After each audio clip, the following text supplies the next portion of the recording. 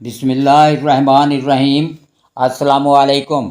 हकीम शमसुल हक आपकी खिदमत में हाज़िर है।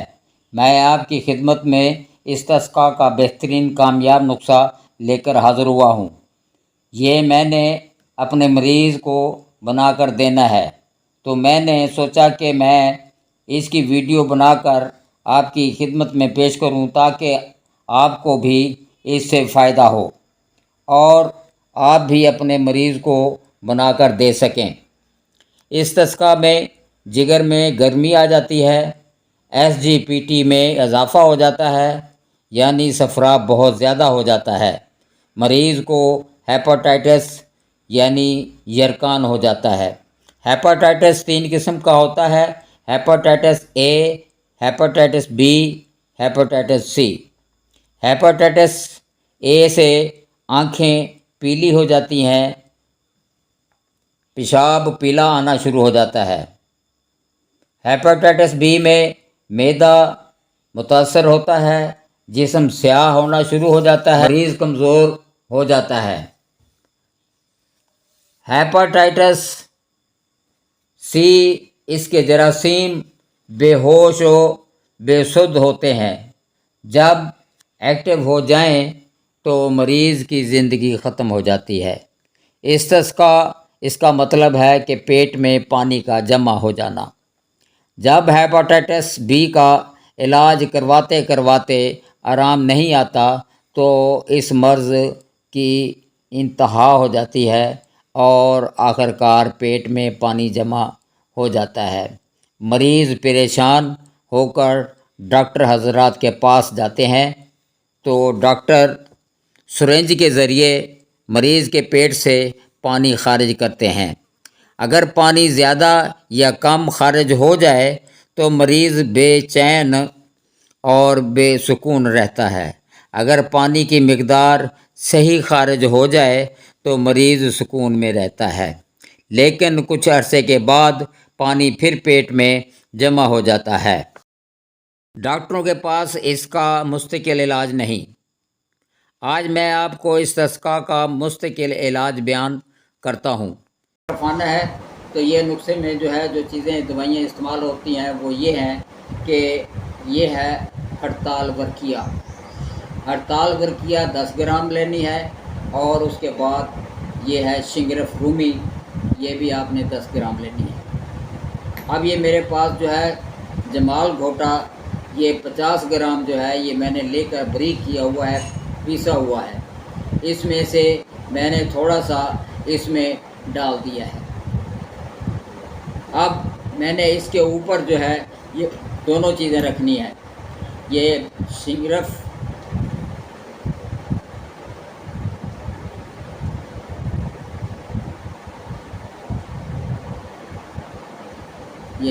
शिंगरफ इस तरह रख देनी है, और इसके साथ ही ये शिंगरफ रख दी गई है। अब इसके ऊपर जो है बकिया जमाल घोटा जो है ये डाल देना है। तो ये इसके ऊपर डालकर अच्छी तरह इसको दबा देना है, और उसके बाद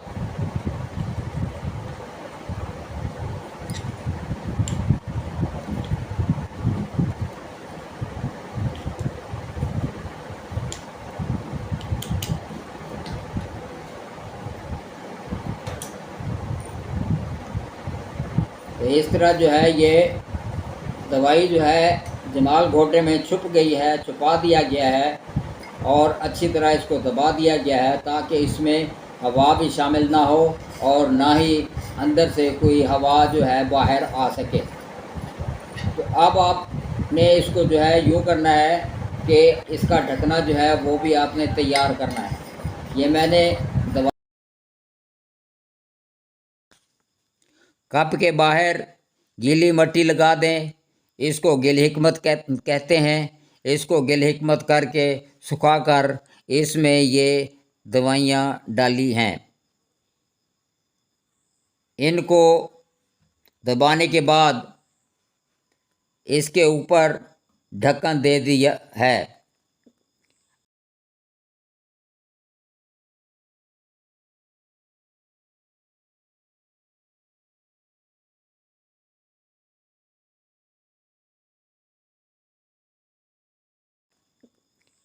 अब एक कढ़ाई में उपले लें आधा किलो। इसके छोटे पीस बनाकर कढ़ाई में रख दें और इसको आग लगा दें। जब इसका धुआं ख़त्म हो जाए तो इसको बेदूध आग कहते हैं।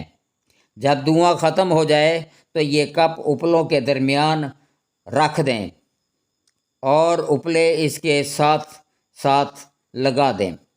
ये अमल आपने 3 बार करना है। इसके बाद कप को खोल लें। इसमें से हड़ताल वर्किया,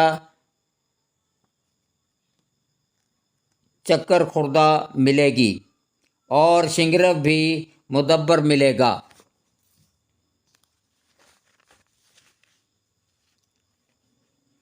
इनके साथ जला हुआ अलहदा कर लें। ये जो मवाद आपने वो देखा है जमाल घोटे का काले रंग का, तो उसे अलहदा कर लें ताकि ये मवाद दवाई में शामिल ना हो। अच्छी तरह साफ़ करने के बाद हड़ताल वर्किया और शिंगरफ आपको असली हालत में मिलेगा। तो ये जो है हड़ताल वर्किया और शिंगरफ को जमाल घोटे में रख कर 3 बार आग का अमल देने के बाद ये जब ठंडा हो गया है तो इसमें से मैंने हड़ताल वर्किया और हड़ताल वर्किया के बाद शिंगरफ ये दोनों मैंने निकाले हैं एहतियात से और इसको मैंने साफ़ किया है ताकि इसके साथ जमाल घोटे का जला हुआ मवाद साथ ना रह जाए। तो ये इसको अच्छी तरह साफ़ करने के बाद फिर मैंने हड़ताल वर्किया को अच्छे तरीके से साफ़ किया ताकि इसके साथ भी जमाल घोटे का मवाद जो है साथ ना रह जाए। जब ये अच्छे तरीके से साफ़ कर लिया तो साफ़ करने के बाद फिर मैंने हड़ताल वर्किया जो है वो मैंने 5 ग्राम वज़न करके ये अलहदा कर लिया। ये 5 ग्राम वज़न मैंने ये खरल में डाल दिया है। इसके बाद फिर मैंने शिंगरफ का कुश्ता जो इसमें से निकाला है वो मैंने 5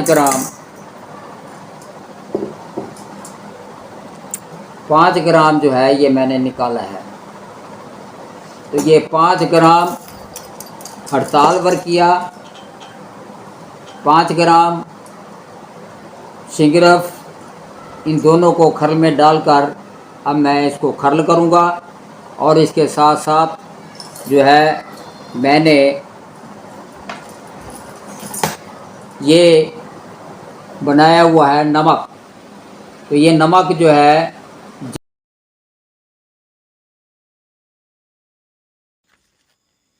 फिर इसमें नमक जो मैंने तैयार किया है जिस 5 तोला, नीला थोथा 5 तोला, जिसका बुरादा बनाकर इसमें नीला थोथा कूट कर इसमें पानी 2 किलो 3 किलो डालकर जोश देना है।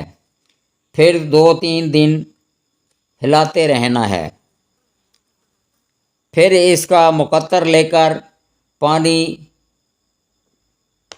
खुश्क कर दिया और इसका नमक तैयार कर लिया गया। फिर इसमें से 1 माशा नमक खरल में डाल दिया गया। अब इसको अच्छी तरह खरल करें। इसको खरल करते करते 3 दिन लगते हैं। हड़ताल वर्किया, शिंगरफ और तैयार करदा नमक को अच्छी तरह खरल कर लिया।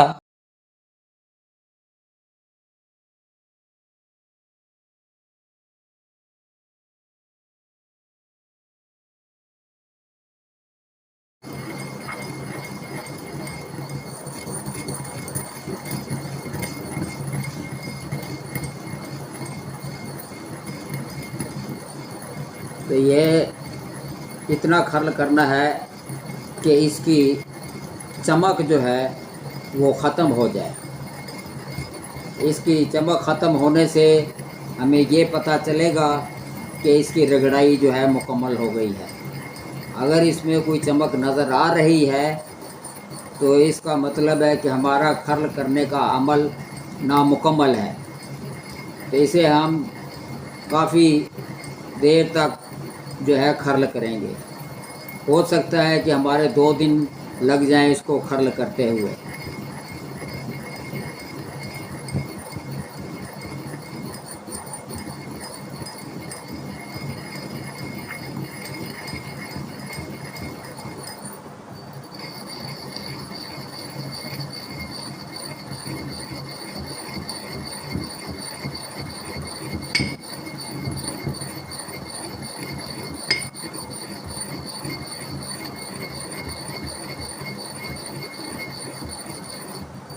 खर्ल करने के बाद इसकी चमक जो है ख़त्म हो गई है और ये हमारी दवाई जो है बिल्कुल तैयार हो गई है।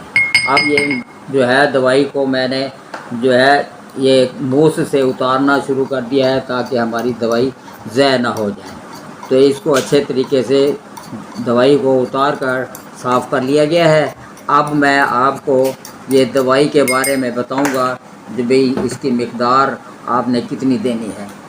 तो ये कैप्सूल जो है छोटा छोटा कैप्सूल है, इसको 4 नंबर कहते हैं। तो ये कैप्सूल जो है ये हमने ले लिया है और इसमें हमने जो दवाई डालनी है वो है 1 चावल के बराबर। तो ये 1 चावल के बराबर दवाई हो गई है। तो इस दवाई को इस कैप्सूल में ऐसे डाल दिया गया है और उसके बाद इसके ऊपर कैप लगा दिया ताकि ये दवाई जो है ये निकल ना जाए। तो ये एक खुराक हो गई है।